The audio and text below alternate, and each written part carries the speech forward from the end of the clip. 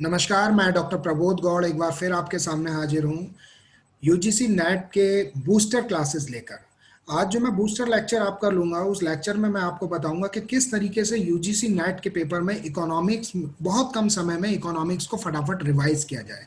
तो लगातार मैं यहाँ आपके तीन चार दिन में पूरे यूजीसी नेट का सिलेबस पूरी तरीके से कवर करूंगा along with the previous year questions and MCQs.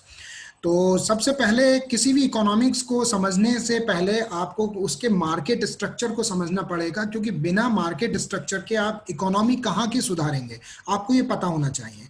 और कैसे इकोनॉमिक सुधारी जा सकती है, तो जाहिर सी बात है कि इकोनॉमी जो सुधारने की बात होती है वो किसी कंट्री की, किसी एरिया की सुधारने की बात होती है। और कंट्री और एरिया को जो हम डिफाइन करते हैं वो डिफाइन करते हैं मार्केट से।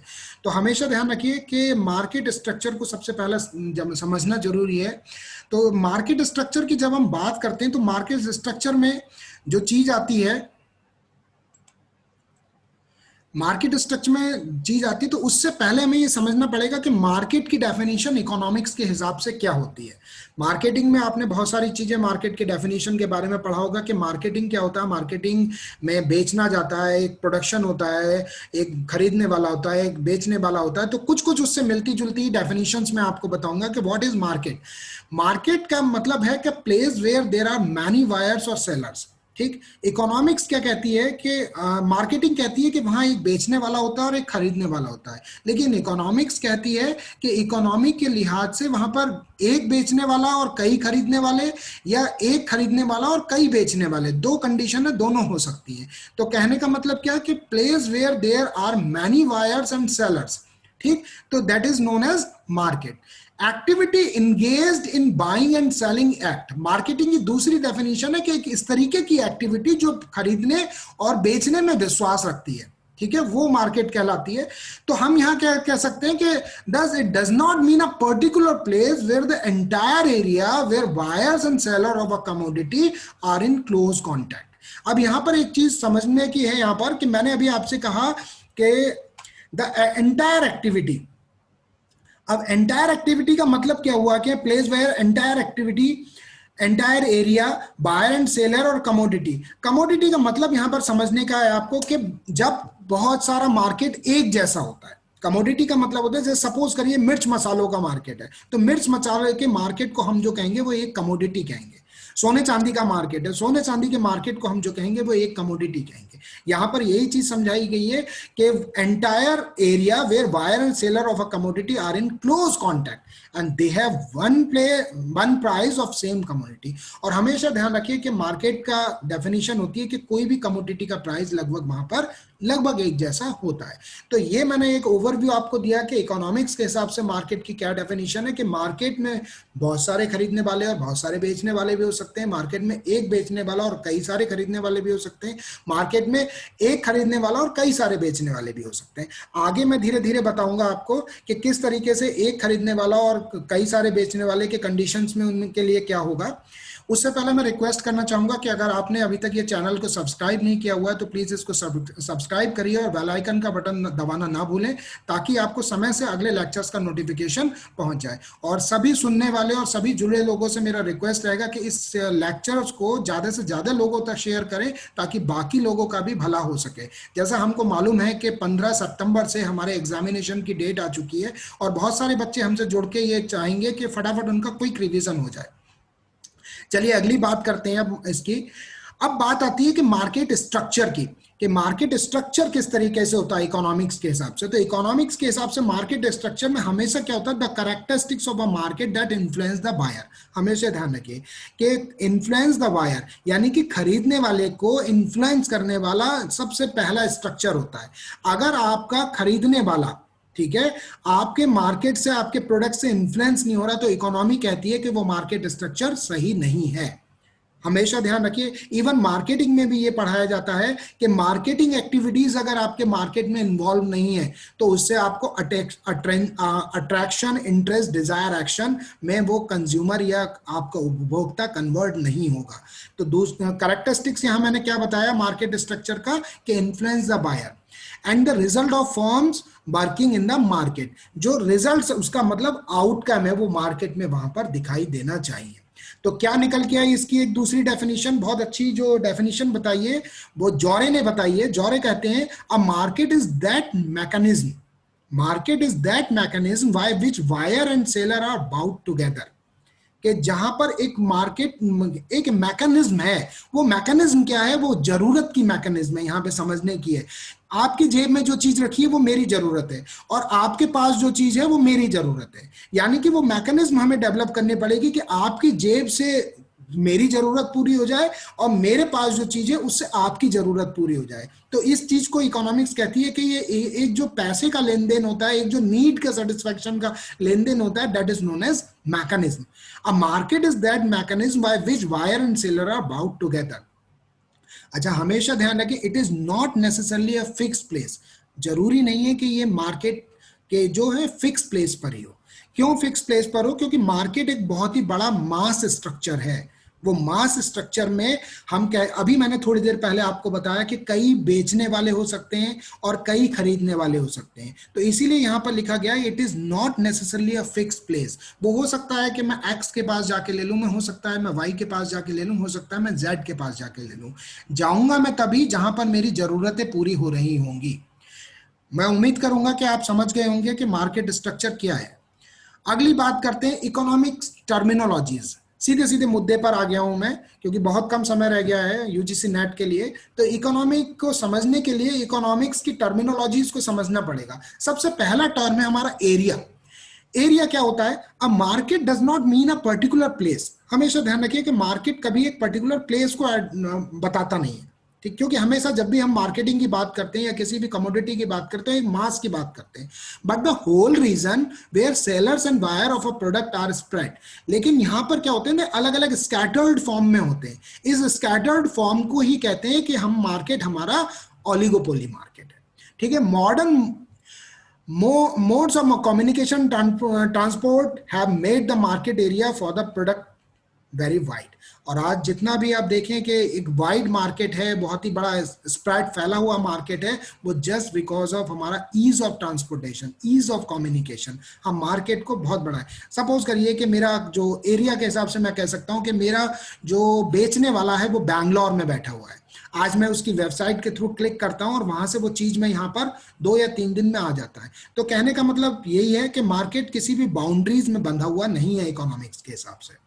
आप देखिए, आप अलीबाबा एक्सप्रेस से बाहर की विदेश की साइट है, आप अमेजोन से विदेश की साइट से बहुत सारी चीजें अपने यहाँ पर मंगा सकते हैं। इवन अपने प्रोडक्ट को विदेश में जाकर शो भी कर सकते हैं, बेच भी सकते हैं। पहली टर्म क्या है हमारी? एरिया। क्लियर हो गई। दूसरी टर्म है हमारा वायर एंड सेलर। हमेशा ध्यान रखिए कि वायर और सेलर क्या होता है? ये जरूरतों का नाम है।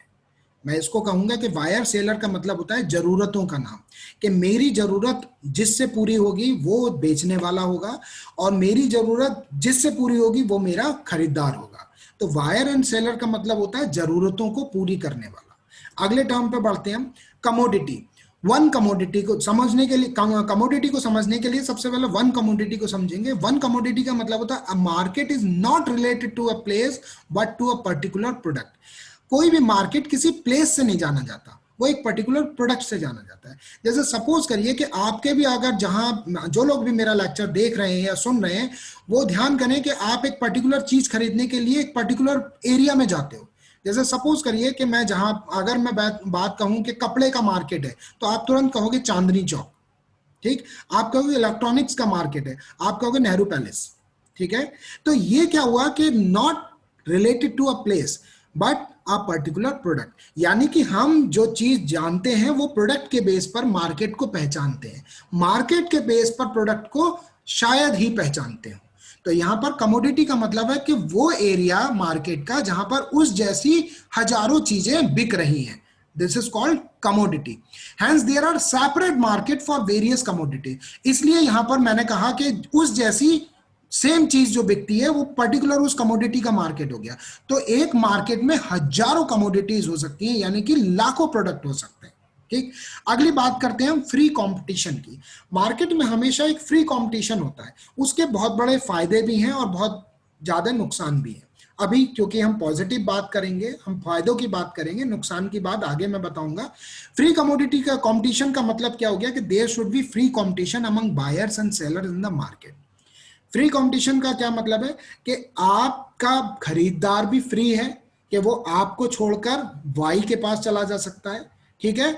आप भी फ्री हैं कि आप ए को छोड़कर बी को भी सामान बेच सकते हैं।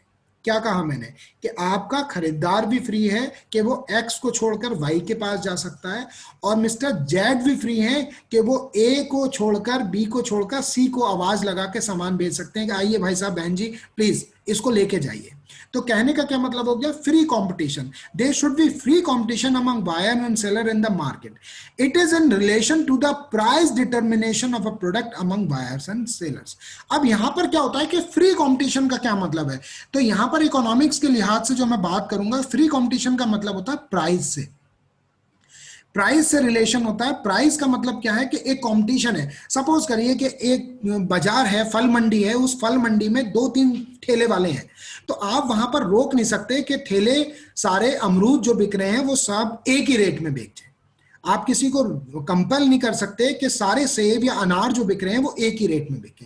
कहने का मतलब क्या है, it is in relation to the price determination of product among buyers and sellers. जिसके माल में दम होगा, जिसके पास ग्राहक ज्यादा होंगे, वो अपने माल को अपनी कंडीशंस पर बेच सकता है। This is called free competition. अब तीसरा जो हमारा चौथा टर्म है, वो पांचवा टर्म हमारा है, वो है वन प्राइस। वन प्राइस, अब यहां पर जो कंपटीशन की बात कही वो मैंने बात कही कि अलग अलग तरीके के इसमें हो सकता है। अगली बात मैं इसको बताऊंगा आपको कि किस तरीके से हो सकता है कि the price of product is same in market because of free competition among buyer and seller. अक्सर ये कहा जाता है कि बेचने वाला अपने माल को बेचने के लिए फ्री होता है, जिसको हम फ्री कंपटीशन कहते हैं, लेकिन वो बेच अलग अलग रेट में कंपटीशन के लिहाज से बहुत ज्यादा नहीं पाता है। क्यों नहीं पाता है? The price of the product in the same market because of the free competition. अगर वो प्राइस में चेंज करेगा तो उसका ग्राहक उसको चेंज करके किसी दूसरी जगह जाकर ले लेगा। तो अक्सर जो प्राइस रखा जाता है वो लगभग मिलता जुलता वन प्राइस रखा जाता है मार्केट में। कहने का मतलब यह है कि माचिस की अगर डिब्बी है तो माचिस की डिब्बी अगर पहले 50 पैसे की बिकती थी, तो आप जो चाहे मुरारी पान भंडार से लीजिए, चाहे चौरसिया पान भंडार से लीजिए, चाहे राहुल किराना स्टोर से लीजिए, वो 50 से 55 पैसे में या 45 पैसे के बीच में ही वेरिएशन आएगा। लेकिन ऐसा नहीं हो सकता कि वो माचिस आपको 50 पैसे की जगह 20 पैसे में या 50 पैसे की जगह 2 रुपए में मिल जाए। तो इस कंडीशन को हम कहते हैं one price condition. One price का कंडीशन का मतलब होता है कि ऑलमोस्ट प्राइस आपका सेम रहेगा, ठीक है। अगली बात करते हैं यहां पर कि अब हम क्लासिफिकेशन की बात कर रहे हैं कि क्लासिफिकेशन अगर मार्केट का हम करेंगे तो किस बेसिस पर हम मार्केट को क्लासिफाई कर सकते हैं। क्लासिफाई कर सकते हैं एरिया और रीजन के बेस पर, क्लासिफाई कर सकते हैं टाइम के बेस पर, क्लासिफाई कर सकते हैं फंक्शंस के बेस पर, क्लासिफाई कर सकते हैं कमोडिटी के बेस पर, क्लासिफाई कर सकते हैं लीगैलिटी के बेस पर, ठीक है। तो हमने ये बहुत ही फटाफट वाला हमने इसको 5 हिस्सों में क्लासिफाई किया है, रीजन के बेस पर, टाइम के बेस पर, फंक्शंस के बेस पर, कमोडिटी के बेस पर और लीगैलिटी के बेस पर, जिससे हमारी इकोनॉमिक कंडीशन इंप्रूव करती है और इफेक्ट करती है। अगली बात करते हैं अब on the basis of area and region. अगर हम एरिया और रीजन की बात करें तो हमारे मार्केट को हमने कई हिस्सों में डिवाइड कर रखा है। देखिए सबसे पहला मार्केट जो हम कहते हैं वो हमारा लोकल मार्केट होता है। लोकल मार्केट का मतलब होता है वो बाजार जिसमें मम्मी या पापा ने आपसे फटाफट चीज की एक फरमाइश करी, आपने तुरंत दिमाग लगाया कि वो फलाना फलाना जगह फलाना फलाना शॉप पर मिल जाएगी, तो इसका मतलब हुआ ये आपका लोकल मार्केट हुआ, ठीक है। यहां कहा गया है if buyer and seller of a commodity are limited to certain area और रीजन, यानी कि ऐसा लोकल मार्केट में लिमिटेशंस होती है बायर एंड रीजन्स की, बेचने वाले की और खरीदने वाले की, तो जो ये मार्केट कहलाता है वो आपका लोकल मार्केट कहलाता है। अगर मैं रीजनल मार्केट की बात कहूं तो एक पर्टिकुलर रीजन में जो फैला हुआ मार्केट है, जो विस्तार करा हुआ मार्केट है लोकल मार्केट का, this is known as regional market. Regional market की कंडीशन क्या होती है? If buyer and seller of a commodity, if buyer and seller of a commodity are confined to certain region or province as province, यानी कि मैं confined हूं। जैसे suppose करिए कि हम आप जहां जहां जो लोग भी मेरे लेक्चर सुन रहे हैं, अगर वो सोचे कि आपके यहां पर भी इंडस्ट्रियल एरियाज होते होंगे, तो वो इंडस्ट्रियल एरियाज में क्या हो जाता है कि सारी फैक्ट्रीज और ये उस रीजन की उस एरिया में पाई जाती है, तो वो उसका रीजनल मार्केट कहलाता है। यानी कि वो रीजनल मार्केट हो गया। साथ ही साथ आप सोचिए हमें गरम मसाला खरीदना है, या हमें शादी का सामान खरीदना है, या हमें कपड़े खरीदने हैं, या हमें इलेक्ट्रॉनिक आइटम खरीदना है, तो उसका एक पर्टिकुलर एरिया होता है, उस पर्टिकुलर एरिया में जो चीज ली जाती है वो रीजनल मार्केट कहलाता है।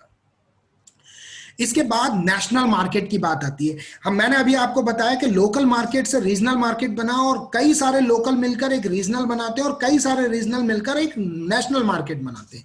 याद रखने का इशू है, इसको ध्यान रखिएगा कि कई सारे लोकल मिलकर एक रीजनल मार्केट बनाते हैं और कई सारे रीजनल मार्केट मिलकर एक नेशनल मार्केट बनाते हैं। यानी कि अगर आप नेशनल लेवल पर अपने मार्केट की बात करें, नेशनल लेवल पर अपने प्रोडक्ट की बात करें, नेशनल लेवल के ग्राहक की बात करें, नेशनल लेवल पर चीज को बेचने की बात करें, तो ये मार्केट जो कहलाएगा वो नेशनल मार्केट कहलाएगा। अब कई नेशनल मार्केट मिलकर एक इंटरनेशनल मार्केट बनाते हैं, ठीक है। कई नेशनल मार्केट मिलकर एक इंटरनेशनल मार्केट बनाते हैं। इंटरनेशनल मार्केट का मतलब क्या हो गया आपका, कि buyer and sellers are spread across the geographical boundaries, कोई बाउंड्रीज नहीं। अभी तक आपने देखा लोकल मार्केट की बाउंड्रीज हैं, ठीक है, रीजनल मार्केट की बाउंड्रीज हैं, नेशनल मार्केट की बाउंड्रीज हैं, लेकिन इंटरनेशनल मार्केट का मतलब है पूरी पृथ्वी, पूरा ब्रह्मांड, कोई भी देश, किसी भी देश की सीमा में आप जाकर अपने व्यापार को विस्तार कर सकते हैं और अपने व्यापार का प्रचार कर सकते हैं।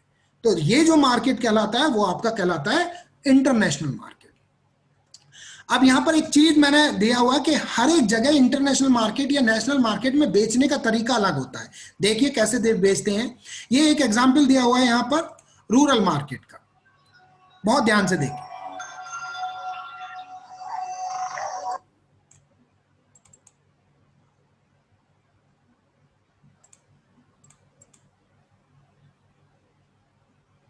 कोई बात नहीं, ये प्रॉब्लम कर रहा है, हम दूसरी वीडियो तब तक देखते हैं। ये एक रूरल मार्केट का है। क्या हुआ, ऐसे मुंह सुझा कर बैठे हो? हाँ बोले भैया, कल मेरा बाजार में लूंगी इसको। अब यहाँ देखने की चीज है कि आप देखिए किस तरीके से पेश किया जा रहा है। हमें देख कैसे काहे मुंह छुपा रहे हो? क्या भैया, ये लुंगी में हवा नहीं घुसता, इसके लिए खुजली हो गया। आपका कुछ गुस्सा है? क्या भैया तुम्हारा भी बोल गया या नहाते वक्त लड़की के सामने? क्या हुआ भैया, ऐसे मुंह सुझाए काहे बैठे? हाँ बताए भैया, ये लुंगी कहीं भी खुल जाती है, हवा नहीं घुसती, अब क्या करे? अरे नो टेंशन, मार्केट में आ गया है ना ट्रांसपी इलास्टिक लुंगी।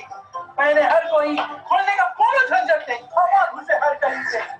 हाँ मार्केट हंसी खुशी हर वक्त करे।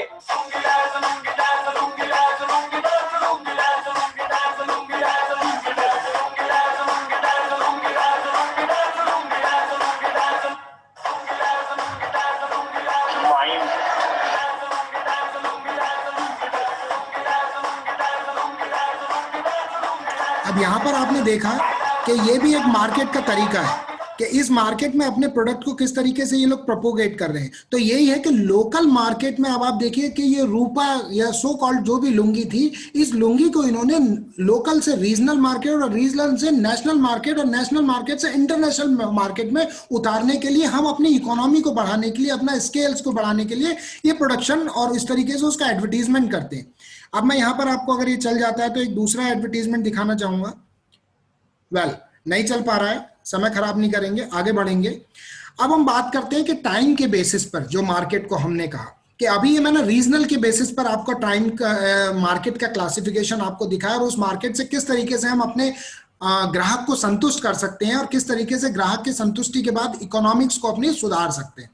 अब ऑन द बेसिस ऑफ अगर मैं टाइम की बात करूं तो टाइम के बेसिस पर जो मार्केट को हम वो डिवाइड करते हैं वो दो तरीके से डिवाइड करते हैं, very short period market and short period market. Very short period market वो होता है जो डेली बेसिस का होता है, जिसमें अक्सर पेरिशेबल प्रोडक्ट्स की बात हम करते हैं। जो शॉर्ट पीरियड मार्केट होता है, यहां पर जो सप्लाई होती है product can be increase but we can not make any change in production plant according to the change demand. ठीक, वेरी शॉर्ट पीरियड में का मतलब होता है खपाने वाला मार्केट, ठीक है, जिसको हम डेली नीड मार्केट भी बोलते हैं।